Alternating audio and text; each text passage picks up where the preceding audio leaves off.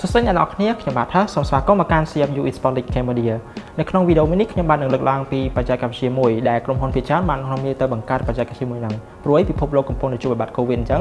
បច្ចេកវិទ្យា AR គឺជាបច្ចេកវិទ្យាមួយដែលក្រុមហ៊ុនភាគច្រើននាំគ្នាបង្កើតហើយកម្មវិធីមួយចំនួនក៏ត្រូវបានបង្កើតផងដែរអញ្ចឹងដំបូងយើងគួរតែស្វែងយល់ថាអ្វីនេះគឺជា AR ហើយយើងប្រើប្រាស់ដល់វាមកហើយវាមានប្រយោជន៍មិនខ្លះអញ្ចឹងខ្ញុំបាទនឹងនាំអ្នកនរគ្នាទៅមើលថាតើ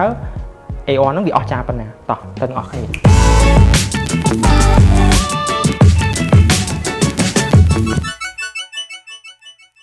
អូខេអញ្ចឹងមកដល់វគ្គនេះខ្ញុំបាទនឹងណែនាំអំពីអ្វីទៅគឺជា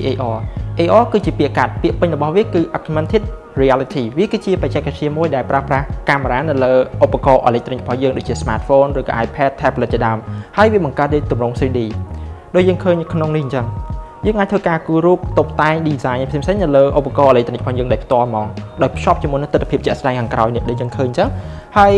AR នេះគឺវាអត់ចាំបាច់ត្រូវការកាសឬក៏ Venta ឬក៏ឧបករណ៍ជំនួយផ្សេងទេផ្ទុយទៅវិញវាក៏ត្រូវការទូរស័ព្ទឬក៏ Smartphone, iPad ចឹងជាមួយនឹងកម្មវិធី AR ចំនួនមួយជាការស្រេចពេលនេះយើងអាចប្រើប្រាស់កម្មវិធី AR បានតែម្ដងអញ្ចឹងខណៈពេលដែលពិភពលោកកំពុងជួបនៅវិបត្តិ COVID យើងឃើញថាបច្ចេកវិទ្យា AR នេះគេត្រូវបានប្រើប្រាស់យ៉ាងទូលំទូលាយជាពិសេសទៅលើការអប់រំការរៀនសូត្រការធ្វើដំណើរការធ្វើអាជីវកម្មការទំនាក់ទំនងក៏ដូចជារបៀបនៃការប្រើប្រាស់ប្រចាំថ្ងៃយ៉ាងច្រើនក្នុងនោះយើងឃើញថាពេលដែលយើងទៅសាលទំនើបជាពិសេសសាលទំនើបនៅស្រុកគេប្រើប្រាស់នៅបច្ចេកវិទ្យា AR នេះដើម្បីទិញកៅអៅឬក៏ទិញសម្លៀកបំពាក់ដោយអតិថិជនមិនចាំបាច់ទៅលោអាវដោយផ្ទាល់ទេគេគ្រាន់តែឈរនៅមុខទូអេឡិចត្រូនិកទៅពេលនោះគេរើសម៉ូតកៅអៅដែលគេចង់បានហើយអាវហ្នឹងវានឹងបង្ហាញនៅលើដងខ្លួនអតិថិជនដោយផ្ទាល់ហ្មងដោយគេមិនចាំបាច់ធ្វើការលោឬក៏ពាក់អាវដោយផ្ទាល់ទេនេះហើយគឺជាបច្ចេកវិទ្យា AR ប៉ុន្តែនៅកម្ពុជាយើងគឺអត់ទាន់មានលក្ខណៈទូទំនើបបែបហ្នឹងទេប៉ុន្តែកម្មវិធីមួយចំនួនដូចជា Messenger, Instagram ឬក៏ Google Map ហ្នឹងគឺមាននៅ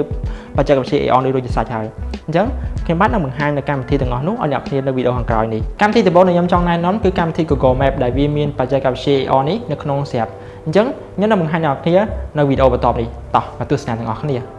អញ្ចឹងដើម្បីប្រើប្រាស់ AR នៅលើ Google Map បានយើងគ្រាន់តែចូលទៅកាន់ Google Map រួចយើងវាយទិសដៅដែលយើងចង់ទៅឧទាហរណ៍ដូចជាវិមានឯករាជ្យ Independent Movement ហើយយើងចុចពាក្យ Direction នោះយើងឃើញពាក្យ Line View នៅខាងក្រោមពេលនោះយើងនឹងប្រើប្រាស់មុខងារនេះគឺការ scan អគារជុំវិញហើយវានឹងលោតសញ្ញានិងអក្សរនិងសញ្ញាព្រួយផ្សេងនៅលើអេក្រង់ទូរស័ព្ទដៃតែម្ដងដោយសារតែវាជាលក្ខណៈ AR ជាលក្ខណៈ CD ឲ្យយើងឃើញហ្មងអញ្ចឹងព្រោះតែយើងដើរទៅដល់ណាក៏យើងឃើញនៅអក្សរនិងសញ្ញាព្រួយទាំងអស់នោះប្រាប់ឲ្យយើងតាមផ្លូវរហូតអូខេចំពោះកម្មវិធីទី2គឺកម្មវិធី Messenger ដែលយើងគ្រប់គ្នាបានស្គាល់ហើយអញ្ចឹងដើម្បីប្រើប្រាស់មុខងារឬក៏បច្ចេកវិទ្យា AR នេះបាននៅលើ Messenger យើងចូល Messenger ទៅហើយយើងរកពាក្យទៅកាមេរ៉ាឬក៏សញ្ញាកាមេរ៉ាទៅពេលនោះវានឹង load sticker ឬក៏ style ច្រើនឲ្យយើងអញ្ចឹងបើសិនជាយើងចង់បាន mode សក់វែងយើងអាចរើស mode សក់វែងតិចទៅហើយយើងអាចផ្លាស់ប្ដូរទៅទម្រង់ផ្សេងថែមមួកឬក៏ដាក់រូបគោក៏បានដែរ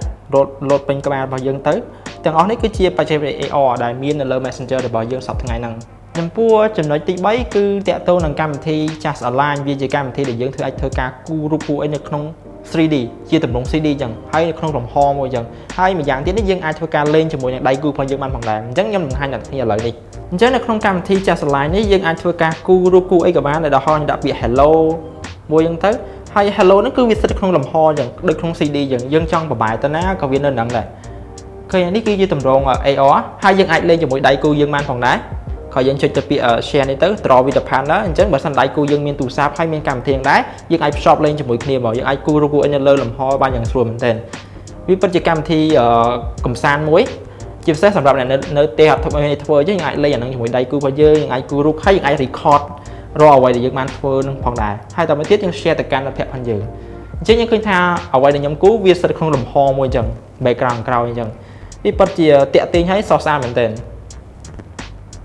អូខេចំពោះចំណុចទី4គឺកម្មវិធី Augmented Reality គឺជាកម្មវិធីដែលយើងអាចប្រើប្រាស់បានសម្រាប់វិជាសម្រាប់ design ផ្ទះឬក៏តុបតែងផ្ទះហ្នឹងណា furniture ឬក៏កន្លែង office ចឹងក៏បានដែរអញ្ចឹងយើងអាចធ្វើការ design តាមរយៈកម្មវិធីមួយនឹងបានជាលក្ខណៈទម្រង់ CD ហ្មងអញ្ចឹងខ្ញុំនឹងបង្ហាញអ្នកគ្នាតាមរយៈកម្មវិធីមួយហ្នឹងអញ្ចឹងដំបូងយើងក៏ចូលកម្មវិធី Augmented ហ្នឹងទៅហើយយើងរើស furniture ឬក៏ទូណាមួយដែលយើងចង់បានឧទាហរណ៍ទូមួយនេះតមកទៀតយើងធ្វើការ scan ឲ្យវា scan ហើយដាក់ទូឧទាហរណ៍ខ្ញុំចង់ដាក់ទូនោះនៅគៀនអញ្ចឹងមានន័យថាទូហ្នឹងគឺយើងមើលថាសមហើយយើងអាចរើសទូមែនទេមកដាក់ហ្មងព្រោះអីទូហ្នឹងគឺទំហំរបស់វាប្រហែលវាធំហ្នឹងក៏ប្រហែលនឹងទំហំទូពិតប្រាកដ ចឹងទៅយើងអាចសេរីទូនឹងដាក់កន្លែងណាក៏បានដែរបើយើងគិតតែសមហើយយើងអាចសេរីដាក់គៀនអញ្ចឹងទៅវាសមអញ្ចឹងយើងគិតតែសមហើយយើងអាចទៅរកយកអាទូមែនទេហ្នឹងដាក់កន្លែងហ្នឹងហ្មងអញ្ចឹងគ្រប់យ៉ាងយើងអាចតុបតែងតាមរយៈកម្មវិធីនេះសិនចាំយើងអាចរៀបចំរបស់តាមក្រោយចូលដល់កម្មវិធីចុងក្រោយគឺកម្មវិធីឈ្មោះថា Mighty កម្មវិធីមួយហ្នឹងគឺអនុញ្ញាតឲ្យយើងធ្វើការ design បន្ទប់មួយដោយខ្លួនឯងតាមរយៈdecor ឬក៏ពណ៌ឬក៏ទំហំបន្ទប់នេះអាចរចនាដោយខ្លួនឯងហ្មងអញ្ចឹងកុំឲ្យខាតពេកខ្ញុំនឹងបង្ហាញកម្មវិធីនេះទៅអ្នកនរគ្នាហ្មងអូខេកម្មវិធី Mighty នេះយើងគ្រាន់តែចូលកម្មវិធី Mighty ទៅតាមមកទៀតវាកំពុងតែរត់ពេលនោះវានឹងទាមទារឲ្យយើងធ្វើការ scan ដីនៅឥដ្ឋហ្នឹងឲ្យវាសិនវា scan ឲ្យដឹងសិនតែពេលវាគ្រប់ភាគរយផងវានឹងបង្ហាញជំរើសឲ្យយើង option ជំរើស add furniture add គ្រឿងសង្ហារឹមបង្កើតបន្ទប់ឬក៏យើងចង់បានបន្ទប់មួយដាក់កន្លែងហ្នឹងហ្មងអញ្ចឹងបើសិនតែខ្ញុំចង់បង្កើតបន្ទប់មួយនៅកន្លែងនេះអញ្ចឹងខ្ញុំអាចចុចពាក្យដល់ create room ហើយខ្ញុំកំណត់ទំហំបន្ទប់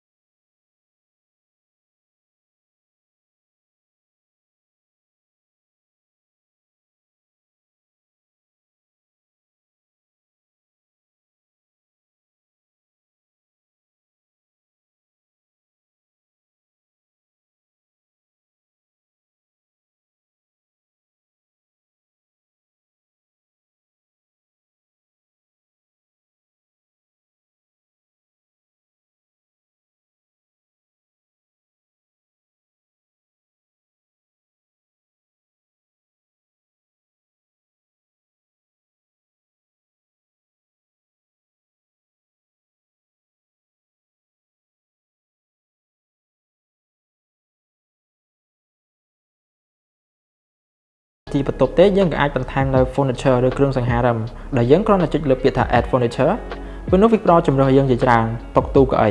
បើសិនជាយើងចង់បានកៅអីមួយនេះយើងអាចចុចទៅលើកៅអីឧទាហរណ៍ closer យើងចុចលើពាក្យ closer ទៅហើយចុច view in room ហើយយើងរងចាំបន្តិច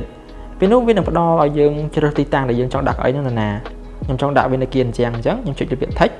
ពេលនោះកៅអីហ្នឹងវាស្ថិតនៅលើគៀនអញ្ចឹងខ្ញុំហ្មងអញ្ចឹងយើងអាចមើលថាកៅអីមួយហ្នឹងវាស័ក្តិសមនៅកន្លែងហ្នឹងអត់បើយើងគិតថាស័ក្តិសមនិងស្អាតហើយយើងអាចយកទៅទិញវាដាក់កន្លែងហ្នឹងក៏បានដែរអញ្ចឹងមានន័យថាដំបូងយើងអាចលោវានៅតាមរយៈកម្មវិធីមួយនេះសិនបានអញ្ចឹងមានថាទោះបីយើងខំសេរីកាមេរ៉ាទៅណាក៏ដោយក៏រូបភាពនៃកៅអីមួយហ្នឹងវានៅកន្លែងដដែលវាជាទម្រង់លក្ខណៈ 3D យើងហ្មងបន្ទាប់ពីខ្ញុំបានលើកឡើងនៅបច្ចេកវិទ្យាខាងលើយើងឃើញថាបច្ចេកវិទ្យាមួយហ្នឹងវាពិតជាបានចូលរួមចំណែកយ៉ាងច្រើនទៅដល់ការងារប្រចាំថ្ងៃរបស់អ្នកប្រើប្រាស់រាប់ពាន់នាក់ដូចជាការសិក្សាការកម្សាន្តការដើរលេងការធ្វើអាជីវកម្មជាដើមយ៉ាងណាមិញក្នុងនាមយើងជាអ្នកប្រើប្រាស់គឺយើងអាចប្រើប្រាស់កម្មវិធីបច្ចេកវិទ្យាដែលមាន AR ហ្នឹងបានផងដែរដោយការទាញយកពី iOS ឬក៏ Android លើ Play Store ហ្នឹងបានយ៉ាងងាយស្រួលដែលឥតគិតថ្លៃទៀតអញ្ចឹងខ្ញុំសង្ឃឹមថាវីដេអូមួយនេះនឹងជួយឲ្យអ្នកនរគ្នារីករាយជាមួយនឹងកម្មវិធី AR ទាំងអស់នេះខ្ញុំបាទហឺពី CFU Esports League Cambodia